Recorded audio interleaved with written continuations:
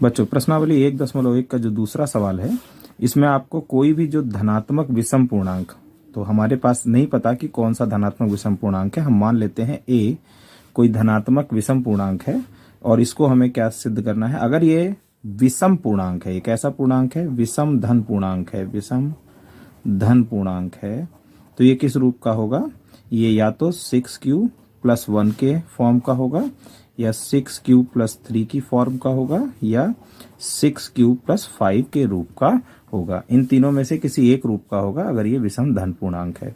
तो इसको हम यूक्लिड विभाजन प्रमेयिका की सहायता से सिद्ध करेंगे। तो यूक्लिड विभाजन प्रमेयिका क्या कहती है, थोड़ा सा रिकॉल कर लेते हैं।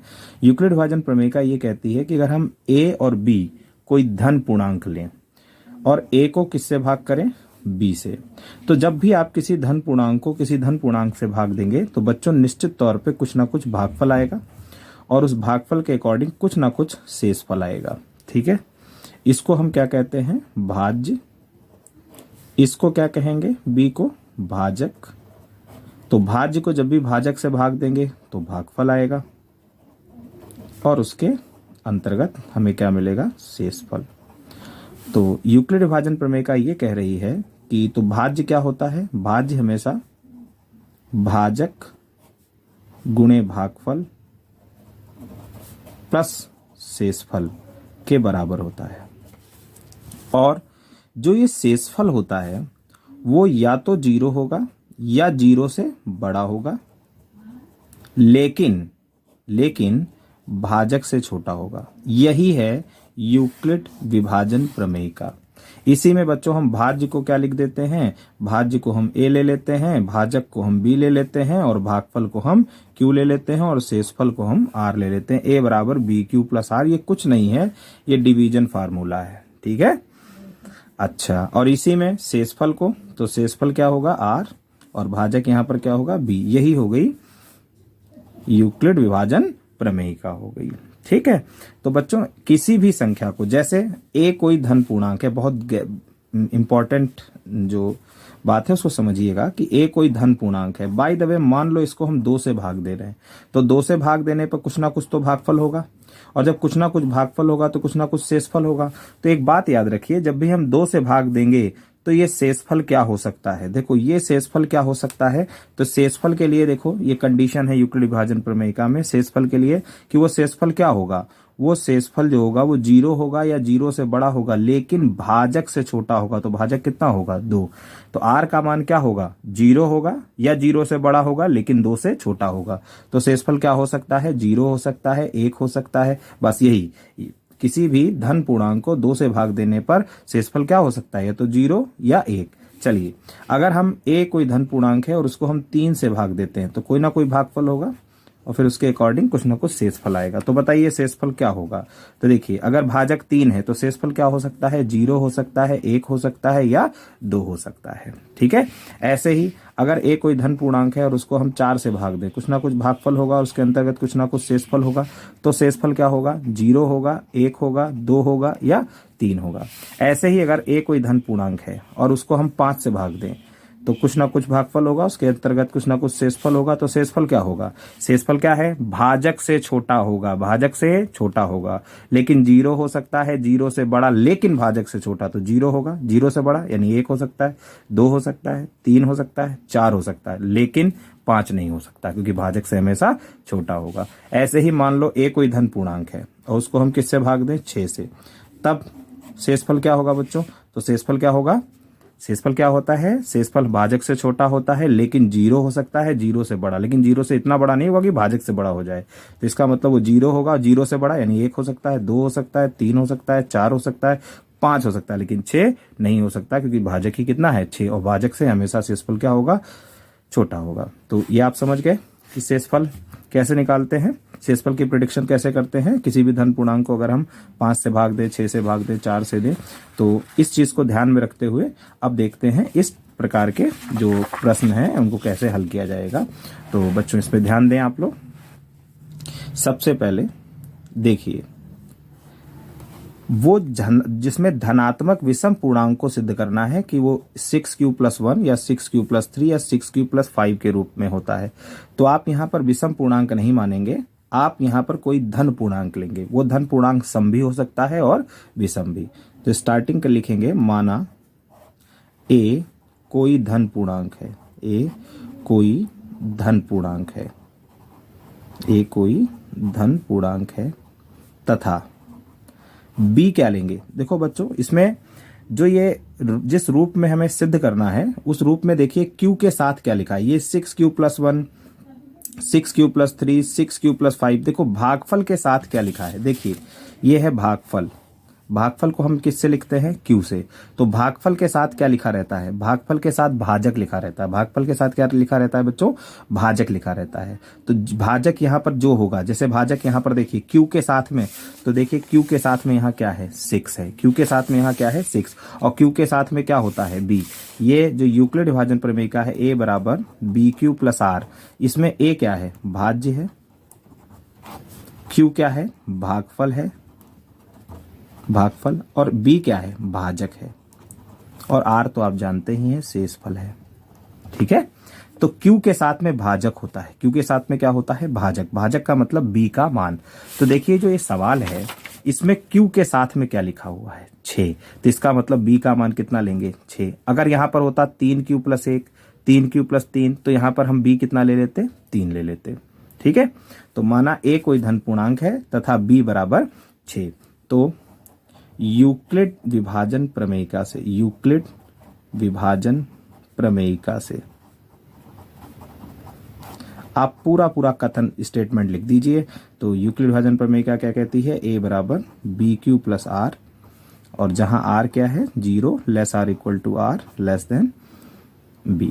अब आप यहां पर B की जो वैल्यू है 6 वो यहां पर रख दीजिए। तो A बराबर जहां जहां B है तो वहां 6Q+R और 0, ये होगा छोटा है या बराबर है R से, और R छोटा है किससे, 6 से। तो देखिए जो शेषफल है, भाजक क्या है 6, तो शेषफल क्या होगा, अभी हमने सीखा स्टार्टिंग में ही वीडियो लेक्चर के। तो शेषफल क्या होगा, अगर भाजक 6 है तो शेषफल क्या होगा, शेषफल कितना होगा, R बराबर 0 हो सकता है, 1 हो सकता है, 2 हो सकता है, 3 हो सकता है। भाजक 6 होने पर शेषफल क्या हो सकता है, 0 या 0 से बड़ा, लेकिन भाजक से छोटा। तो 0 हो सकता है, 1 हो सकता है, 2 हो सकता है, 3 हो सकता है, 4 हो सकता है, 5 हो सकता है, 6 नहीं हो सकता क्योंकि भाजक से हमेशा छोटा होगा। तो R बराबर 0, 1, 2, 3, 4, 5 रखने पर। ठीक है, ये बात बहुत ध्यान समझिएगा। अगर B हम ले लेते 7, तो B 7 ले लेते तो R क्या होता, 0 होगा या 0 से बड़ा होगा, लेकिन 7 से छोटा होगा, भाजक से क्या होगा, छोटा होगा। तो ये R के मान हो सकते हैं रखने पर। अब रखते हैं तो R बराबर 0 पर, तो R बराबर 0 पर देखिए इस वाले इक्वेशन में, इस वाले में R की जगह पर 0 रखिए। तो R की जगह पर 0 रखेंगे तो A बराबर देखिए क्या मिल रहा है, 6Q+0, तो ये मिल जाएगा 6Q, मिल जाएगा बच्चों। अच्छा, R बराबर 1 पर, तो R बराबर 1 पर देखिए, तो अब यहीं पर R बराबर क्या रख देंगे, 1, तो 6Q+1 मिल जाएगा। R बराबर 2 पर, तो A बराबर कितना मिल जाएगा, 6Q+2। R बराबर 3 पर, तो R बराबर 3 पर क्या हो जाएगा, A बराबर 6Q+3। R बराबर 4 पर, तो R बराबर 4 पर क्या हो जाएगा, 6Q+4। R बराबर 5 पर, तो R बराबर 5 पर A बराबर कितना हो जाएगा, 6Q+5। ठीक है, R बराबर 5 पे कितना हो जाएगा, 6Q+5। अब एक चीज को ध्यान से समझिए, सम संख्याएं क्या होती हैं, सम संख्याएं क्या हैं।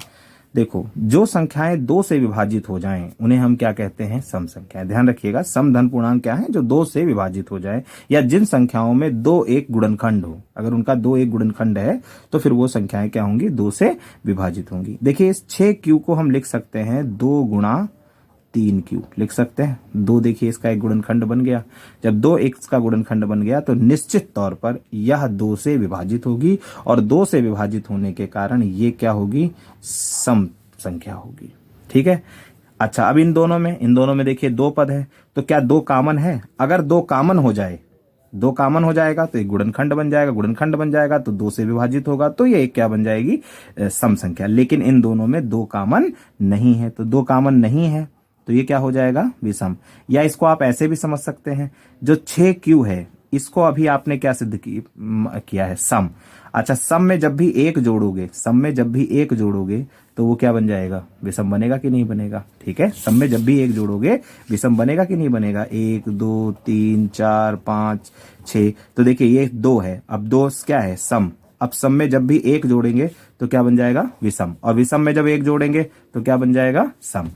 तो सम में एक जोड़ रहे हैं तो क्या बन रहा है, विषम। या इसको ऐसे समझ लीजिए कि इसमें 2 कॉमन नहीं है, जब 2 कॉमन नहीं तो 2 गुणनखंड नहीं, गुणनखंड नहीं तो 2 से भाग नहीं दिया जा सकता, तो इसलिए क्या हो जाएगी, विषम। इसमें देखिए 2 कॉमन हो रहा है, इसमें 2 कॉमन हो रहा है। अब जब 2 कॉमन हो रहा है तो फिर ये क्या हो जाएगी, सम। ठीक है।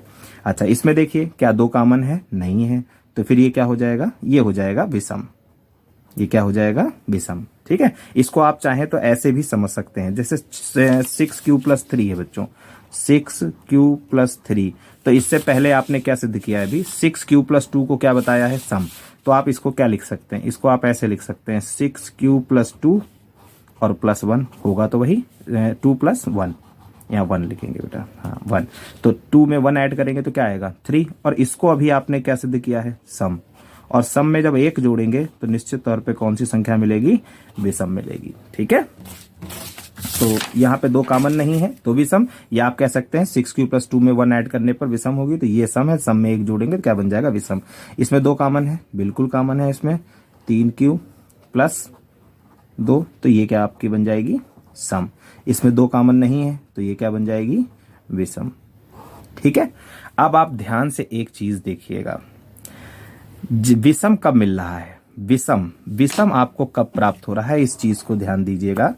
देखिए ए विषम, जब ए विषम प्राप्त हो रहा है, जब ए विषम प्राप्त हो रहा है, तो देखिए इसका रूप क्या है, 6q + 1। ए जब भी विषम है तो इसका रूप क्या है, 6q + 1। फिर देखिए आपको विषम कहां मिला, यहां पर। अब देखिए ए का रूप क्या है, 6q + 3। फिर आपको विषम कहां प्राप्त हुआ है, उसके बाद आपको विषम प्राप्त हुआ है बेटा यहां पर। यहां देखिए ए विषम है और रूप क्या है, देखिए 6q + 5। और ये सवाल क्या कह रहा था कि कोई भी धनात्मक विषम पूर्णांक किस रूप का होगा, 6q + 1। यानी कोई भी धनात्मक विषम पूर्णांक, अगर ए कोई विषम पूर्णांक है तो वो किस फॉर्म में मिलेगा, 6q + 1 की फॉर्म में मिलेगा, या 6q + 3 की फॉर्म में मिलेगा, या 6q + 5 की फॉर्म में मिलेगा। और ध्यान से इस चीज को देखिए बच्चों कि जब ए विषम हो रहा था तो इसका फॉर्म क्या था, 6q + 1। देखिए 6q + 1 है यहाँ पर, 6q + 1। और ए जब भी विषम हुआ 6, यानी +1 +1 +3 +5, यही अलाउड था ना ए के विषम होने पर। और देखिए ए कब विषम है, 6q + 1 पर। ए विषम है तो फॉर्म क्या है, 6q + 3। ए विषम है, फॉर्म क्या है, 6q + 5। ठीक है, सम होने पर नहीं, सम होने पे कौन सी फॉर्म मिल रही है, 6q, 6q + 2 और 6q + 4। लेकिन विषम होने पर यही कह रहा था कि जब भी ए कोई धन विषम पूर्णांक हो तो उसका रूप कैसा बने, या तो इस फॉर्म में आए, या इस फॉर्म में आए, या इस फॉर्म में आए। और ध्यान से इस चीज को देखिए बच्चों, ए क्या है, विषम, 6q + 1 पर। फिर ए विषम हुआ 6q + 3 पर। फिर तो आप समझ गए ना बच्चों, एक बार इसको रिकॉल कर दे रहा हूं, रिवाइज कर दे रहा हूं। जब भी इस टाइप का क्वेश्चन आपको प्रूफ करने को आएगा, आप क्या करेंगे, पहले तो ए कोई धन पूर्णांक मान लेंगे। धन का मतलब वो सम भी हो सकता है और विषम भी हो सकता है, तो माना ए कोई धन पूर्णांक है। और बी क्या ले लेंगे बच्चों, क्यू के साथ में भाजक दिया होता है, तो क्यू के साथ में जो भी संख्या लिखी है वो किसका मान हो जाएगी, बी का मान हो जाएगी। बट कुछ अपवाद हैं, एक इस क्वेश्चन में लास्ट में बताएंगे आपको। एक तो क्यू की साथ में जो संख्या है वो बी का मान, तो बी बराबर कितना हो गया, 6, यानी भाजक कितना हो गया, 6। तो यूक्लिड विभाजन प्रमेयिका से तो पहले यूक्लिड विभाजन प्रमेयिका राइट डाउन कर लेंगे, फिर यहां पर जहां जहां बी है वहां वहां बच्चों क्या रख देंगे, हम 6 रख देंगे। अब आपको बता चुके हैं जब भाजक 6 होगा तो शेषफल क्या हो सकता है, भाजक 6 होने पर यह तय है कि शेषफल 6 से कम होगा। लेकिन जीरो हो सकता है। इस कंडीशन का क्या मतलब है? इस कंडीशन का मतलब है कि शेषफल का मान जीरो होगा या जीरो से बड़ा होगा, लेकिन भाजक 6 से छोटा होगा। इसका मतलब शेषफल जीरो होगा, 1 होगा, 2 होगा, 3 होगा, 4 हो सकता है या 5 हो सकता है। तो पहले हम r बराबर क्या रखेंगे? जीरो। तो इस वाली इक्वेशन में r बराबर जीरो रख देंगे। तो a बराबर हमको क्या मिल गया? 6q। अब 6q मिल गया। अब 6q में क्या है? 2 a गुणनखंड है। जब 2 गुणनखंड है तो ये 6q क्या है? 2 से कट रहा है। जब 2 से कट रहा है तो ये क्या है? या 2 से डिवाइड हो रहा है, तो ये क्या संख्या क्या हो जाएगी? सम। अच्छा, r बराबर 1 रखेंगे तो a बराबर कितना आएगा? 6q plus 1। तो 6q प्लस 1 में 2 कॉमन नहीं है। जब 2 कॉमन नहीं है तो 2 से डिवाइड नहीं होगा, 2 से डिवाइड नहीं होगा तो संख्या क्या हो जाएगी? विषम हो जाएगी। ऐसे r बराबर 2 पर ये फॉर्म मिलेगा। ये 2 इसमें 2 कॉमन हो रहा है। जब 2 कॉमन हो रहा है तो ये सम। r बराबर 3 पर इसमें 2 कॉमन नहीं हो रहा, विषम। r बराबर 4 पे 2 कॉमन हो रहा है, सम। r बराबर 5 पे, ये r के सारे मान यहाँ पर रखे जाएंगे इस जगह पर। ठीक है, r के मान सारे यहाँ रखे जाएंगे। तो देखिए, जब भी जब a विषम हुआ है तो फॉर्म क्या मिला है, यानी रूप क्या मिला है a का? 6q प्लस 1, 6q प्लस 3 और a बराबर 6q प्लस 5। तो अब आप यहाँ पर एक कंक्लूजन लिखेंगे हम लोग। इससे सिद्ध होता है कि, यहाँ लास्ट में इसको फिनिश करेंगे। इससे सिद्ध होता है कि, इससे सिद्ध होता है कि कोई भी, अब आप यहां पर क्या लिखेंगे बच्चों? यही ये जो लिखा हुआ क्वेश्चन में लैंग्वेज है कि कोई भी धनात्मक विषम पूर्णांक, तो आप यहां लिखेंगे इससे सिद्ध होता है कि कोई भी धनात्मक कोई भी धनात्मक विषम पूर्णांक 6q प्लस 1 या 6q प्लस 3 या 6q प्लस 5 के रूप का होता है, जहां q एक पूर्णांक है। इस तरीके से ये क्वेश्चन जो है आपका सॉल्व हो जाएगा। ठीक है बच्चों।